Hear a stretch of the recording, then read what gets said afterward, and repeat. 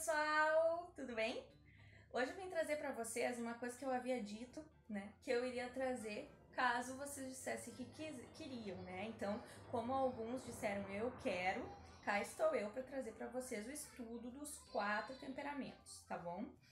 Só que não vai ser eu aqui com essa minha rica cara falando pra vocês o tempo inteiro, como eu sempre faço os vídeos, tá? Eu vou fazer de uma forma bem didática mesmo, onde eu vou pegar um material, vou expor ele e vou mostrar pra vocês esse material tintim por tintim, explicando cada um dos temperamentos e como a gente pode se classificar e se entender dentro deles. O detalhe é que nós vamos fazer outras aulas depois em relação a esse mesmo tema, só que com os assuntos dentro dos 4 temperamentos vão ser diferentes. Então hoje nós vamos começar apresentando os 4 temperamentos e mostrando como são os pais destes temperamentos.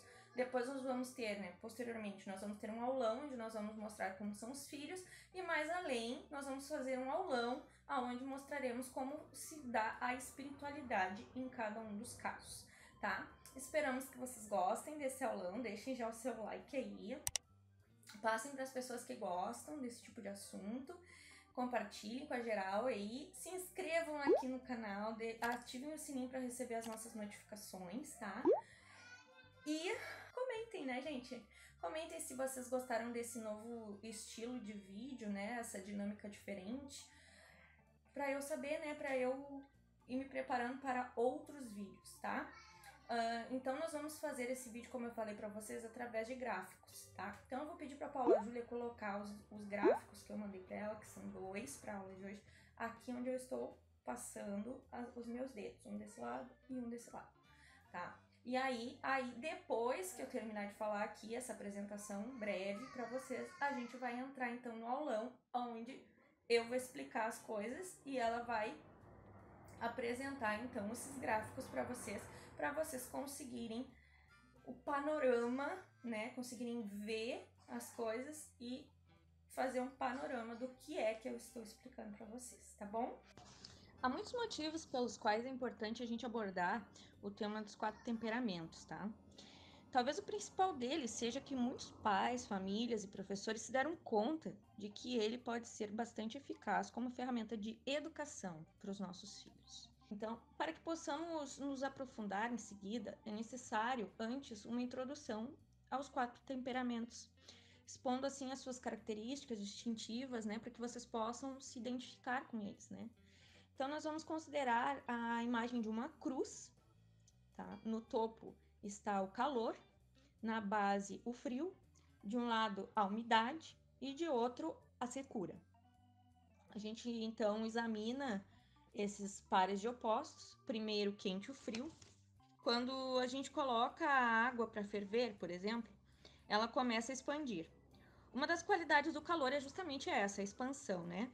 Ao contrário, quando essa água é colocada no freezer, ela se acalma, fica mais introvertida, ela se contrai. Portanto, as coisas frias se contraem e as quentes se expandem. Prestem atenção nisso, que é muito importante. Então, num lado está a secura, está o frio, né? Do outro lado, o calor e a umidade. Vamos só rever esses conceitos, tá? Para que vocês saibam que o calor é expansivo e o frio ele se contrai, né? Então, além do par de opostos quente e frio, há o seco e o úmido. As coisas úmidas, a água, por exemplo, têm características de envolver, de se acomodar, de se adaptar, complacentes, né? As coisas secas, por sua vez, não têm essa capacidade, elas são rígidas e firmes. A combinação desses dois pares de opostos gera 4 novas combinações, a saber, né? Quente e úmido, quente e seco, frio e frio e úmido. Vamos de novo? Quente e úmido, quente e seco, frio e seco, frio e úmido, e é delas que nasce a ideia dos 4 temperamentos. Quero só dizer para vocês aqui que temperamento não tem nada a ver com signos, tá? E não tem nada a ver com personalidade. Agora nós vamos ver sobre a questão da estrutura do temperamento. O temperamento é uma estrutura mineral da psicologia humana. É uma estrutura fixa que não muda. como um território que precisa ser conhecido ou um papel sobre o qual escrevemos nossa história. Dito de outro modo, são estruturas que sustentam a atividade psíquica da gente. Elas são como um filtro da nossa psique, um filtro que nos confere um certo modo de experimentar o impacto do mundo sobre a gente. Não se pode confundir temperamento e personalidade, por exemplo. Se temperamento é uma estrutura mineral, a personalidade é vegetal. Cresce, muda, se desenvolve. Então, são duas coisas diferentes. O vegetal ele está plantado no solo, um tipo específico de solo. De modo como esse solo, que é o temperamento, é tratado, depende do crescimento da estrutura vegetal, que seria então a personalidade. Conseguiram entender isso? Então, aqui, ó, vale a pena a gente ressaltar. Temperamento é o solo aonde a planta, que é a personalidade, está plantada, digamos assim. Então, o solo não muda, a planta que muda, né? A personalidade é a articulação das coisas que nos acontecem ao longo de nossa história. Então, ela tem muito a ver com o nosso histórico, com as coisas que nós vivenciamos, com as nossas experiências. O temperamento não. O temperamento ele é intrínseco do ser humano, tá? Então, temperamentos, né? A gente vai ver agora que existem 4 elementos e dentro desses 4 elementos, os temperamentos eles se colocam. Então, a partir da combinação de quente e seco, nós temos o temperamento colérico, temperamento de fogo, tá? Então, o fogo, ele se dá, então, nesse momento, com a combinação do quente e do seco, e gera um temperamento colérico. As pessoas que possuem essas qualidades são pessoas expansivas, que inversamente não envolvem, elas expandem, mas elas não envolvem porque elas são secas. Então, elas têm capacidade de liderar, ampliam-se, mas mantêm as suas ideias. São extrovertidas, sempre pondo tudo para fora, em geral não tomam decisões para agradar os outros, mas para perseguirem seus objetivos e seus ideais, tá? O ar, então. Agora o ar é um pouquinho diferente, porque o ar é o seguinte, a gente imagina uma pessoa que tenha uma capacidade de expansão, mas que também possua a característica da umidade, ou seja, ela envolve, essa combinação resulta no elemento ar. O ar expande e envolve, assim como a fala. Perceba que o fogo também é extrovertido. Fala, expressa, elabora melhor os pensamentos com a fala do que com o pensamento somente. Tanto o fogo como o ar têm as características da fala expansiva. O fogo, no entanto, expressa-se apenas para expor as suas ideias. Suas ideias, veja bem. O ar tem habilidade de fala numa dimensão muito maior, porque devido à sua característica úmida, a pessoa de temperamento de ar se expressa com a intenção de se relacionar. Quem possui o ar como temperamento normalmente fala antes de pensar, uma pessoa mais impulsiva. Não que sejam necessariamente pessoas impulsivas, né? Mas é este um modo como conseguem se orientar no mundo. Existem muitas crianças assim, elas precisam falar e falam como se quisessem entender o que os pais querem. São crianças consideradas difíceis, avoadas, né, distraídas até. Muitos diagnósticos de transtorno de déficit de atenção e hiperatividade, o famoso TDAH, são dados erroneamente a crianças com temperamento de ar. Como elas precisam da linguagem para se desenvolver e ainda não possuem uma boa capacidade linguística, elas se complicam e enfrentam dificuldades. Para se organizar, essa criança precisa, antes de tudo, falar. Depois disso, até os diagnósticos assim de TDAH, eles são desfeitos, porque na verdade essa criança ela não tem esse transtorno, ela tem a dificuldade na fala mesmo. Como o jeito dela se expressar na fala, ela acaba ficando muito avoada, muito aquela criança que não para, né? Então ela ganha esse diagnóstico por nada, porque quando ela começa a falar, ela se organiza. Aqueles que possuem o temperamento de ar têm tendência à extroversão e ao envolvimento. É importante frisar que isso não significa ser tímido ou cara de pau, essas coisas não têm nada a ver. Essas pessoas podem ser tímidas, mas mesmo assim precisarão falar, por conta da natureza de sua estrutura mineral. Lembrando, mineral, né? O solo aonde a planta, que é a personalidade, cresce, tá? As pessoas quentes e úmidas, que são tímidas, privam-se de falar em alguns ambientes e ficam incomodadas com isso. Então é provável que, se você se incomoda quando não pode falar, é realmente provável que você seja como uma chaleira tampada. Tem um princípio quente, mas algo bloqueia a sua expressão natural. Se você tem essa inquietude, provavelmente você possui um destes dois temperamentos: o sanguíneo, que é de ar, ou o colérico, que é de fogo. Agora nós vamos ver o elemento água, tá? Se você está no ambiente sem conversar com ninguém, mas sente-se confortável, o seu temperamento guarda uma qualidade fria, a concentração. As pessoas que têm um temperamento com a qualidade fria, primeiro concentram e depois, quando tem toda a estrutura concentrada, para o gelo ser útil, ele precisa estar completamente rígido, né? Senão não adianta, não adianta. É que ele se derrete muito mais rápido e se vai, né? E aí, então, elas se expressam. Então, a estrutura dessa água, ela precisa se concentrar, né? Ou seja, precisa virar gelo ali, né? Para então se expressar. Essas pessoas, assim como o gelo, precisam de tempo. Seus processos psíquicos são mais lentos, mas não significa que essas pessoas sejam burras. Essas pessoas se organizam de um modo diferente. Uma pessoa de temperamento frio e úmido tem as características da água: introspecção ou introversão, acrescida da capacidade de envolver os demais. Agora nós vamos ver o elemento terra. Se você está num polo frio e seco, possui o temperamento da terra. A terra tem capacidade de contração, como a água, e ela não se expande como o ar e o fogo. Ela é rígida e tensa. As pessoas com características do par frio e seco têm temperamento melancólico. São pessoas que nos transmitem a sensação de segurança, que lidam bem com a rotina e chegam às vezes a estabelecer a rotina de alguém. As pessoas sanguíneas e coléricas geralmente têm problemas no convívio com melancólicos, mas, se permitirem, o melancólico as organizará. Por possuir essa virtude em sua própria natureza, essa dinâmica é comum e benéfica em casais quando um ajuda a colocar nos eixos a vida do outro. Se lhe é mais natural pensar antes de falar, é provável que tenha estrutura fria. Pode ser fleumático, frio e úmida, ou melancólica, fria e seca. Apesar de o temperamento ser uma estrutura mineral que não muda ao longo da vida, ele se expressa de determinada maneira, e é na apresentação desse movimento que pecam os livros em geral. Examinemos então de que modo costumam se relacionar os pais e os filhos em cada combinação de temperamentos.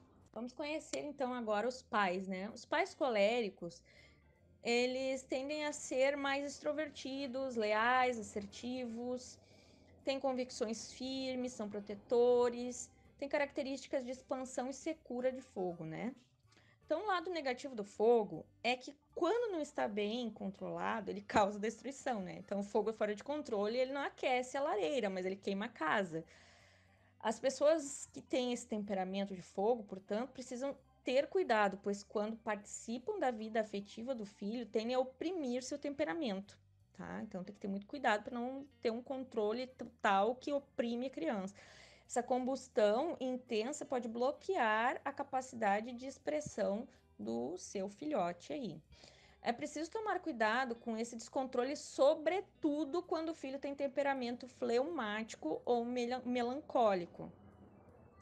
E quando as pessoas têm o mesmo temperamento, a tendência é brigarem, tá? Então, quanto ao marido ou à esposa de temperamento colérico, também aqui em relação aos cônjuges, né? É preciso cuidar, né, em relação à postura impositiva e autoritária, porque o cônjuge colérico, ele não costuma sequer consultar a opinião do parceiro.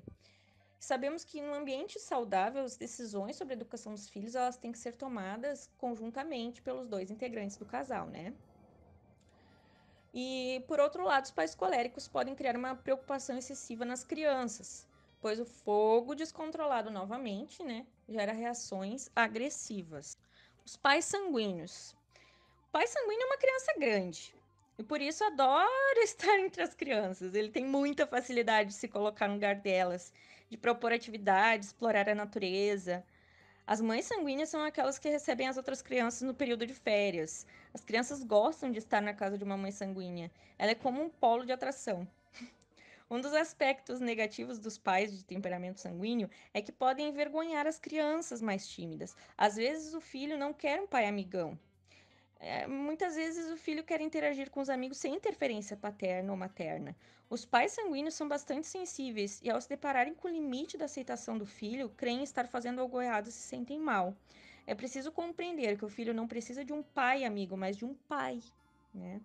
Então, esse mesmo aspecto do sanguíneo pode fazer com que ele sempre se coloque ao lado do filho e fique contra a esposa ou o esposo, né? Então, enfim, é preciso ter cuidado para não tomar partido do filho contra o cônjuge, né?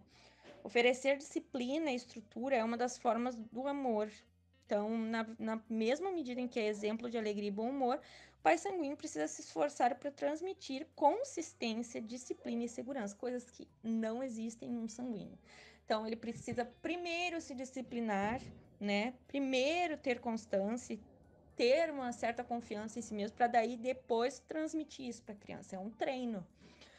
Os pais melancólicos, eles têm essa característica fria e seca, né? Eles são compactos, concentrados, tensos. As mães e pais desse temperamento são muito organizados. Eles são autossacrificados, competentes, entendem que têm responsabilidade no cenário da casa. E por terem essa característica da terra, sabem que é nela que tudo está baseado e fundado. Não se constrói uma casa, por exemplo, no ar, no fogo ou na água. Portanto, o melancólico sabe que é o fundamento. É natural para ele ser a disciplina, a ordem e a organização da casa. As casas das pessoas com esse temperamento são mais silenciosas, arrumadas e limpas. Estar na disciplina é para o melancólico o que é para o peixe estar na água. Não nota que tem água ao redor até que ela seque. A pessoa da terra é eficiente como um soldado. Dado um comando, ela naturalmente o executa. A cautela, nesse caso, deve vir diante da dificuldade de enfrentar a desordem, né? Às vezes, por uma questão financeira, de tempo, do próprio movimento da casa, o ambiente não está organizado como de costume. Nessas situações, os pais melancólicos tendem a sofrer, a ficar deprimidos e ansiosos. Por não serem úmidos, resistem à adaptação. Se você costuma se flagrar irritado porque a casa está bagunçada, talvez tenha um temperamento de terra. Sabendo disso, você terá que umedecer a terra.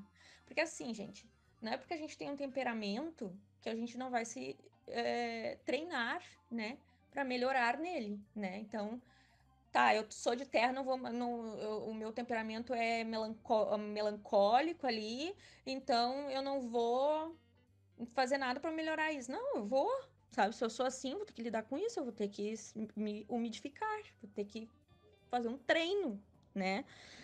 Então, como eu tinha dito antes, né, os pais melancólicos são sacrificados, leais, organizados, detalhistas, analíticos e sensitivos, tá?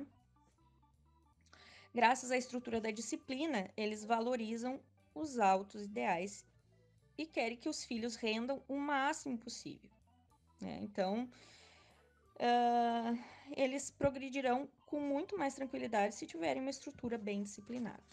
É preciso cuidado para não se distanciar dos filhos criando confusão onde não há. Às vezes a criança está apenas sendo criança. Às vezes, por falta de jogo de cintura, a água tem jogo de cintura por envolver tudo, mas a terra é fixa e estática. O pai melancólico faz nascer mais conflitos e confusões na vida da criança. O problema comum na relação do pai melancólico com a criança está em seu perfeccionismo. Muitas vezes também esses pais estabelecem para os filhos metas altas demais que eles não conseguem cumprir, o que pode deixá-los constantemente tristes, tensos, decepcionados consigo mesmos. Os pais fleumáticos. Assim como todo pai adoraria ter um filho com temperamento fleumático, todo filho adoraria um pai assim, né?